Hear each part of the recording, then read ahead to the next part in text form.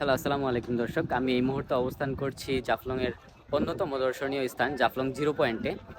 আপনাদেরকে যদি একটু আশপাশে দেখাই, এই হচ্ছে আমাদের সাদা পাথরের স্তূপ।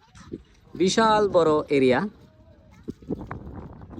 আপনাদেরকে আরেকটু দেখাই, এখানে আজকে মোটামুটি অনেক পর্যটক এসেছে দেশের বিভিন্ন স্থান থেকে, এবং কিছুদিন যাবত দেখতেছি সোশ্যাল মিডিয়াতে এবং বিভিন্ন গণমাধ্যমে অনেকে নিউজ করতেছে যে জাফলং যে জিরো পয়েন্টের পাথর আছে, সে পাথরগুলা শেষ হয়ে গেছে, পাথর বিলীন হয়ে গেছে, পিকনিক স্পট নষ্ট হয়ে গেছে এবং পরিবেশ ধ্বংস হচ্ছে।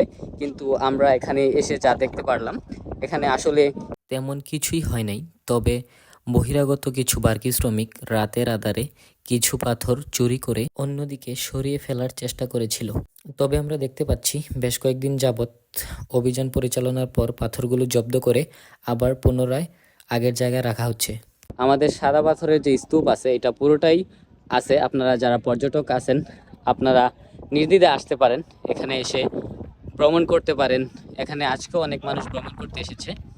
সবাই জাফলংয়ে এসে ভ্রমণ করার দাওয়াত রইল। আসসালামু আলাইকুম।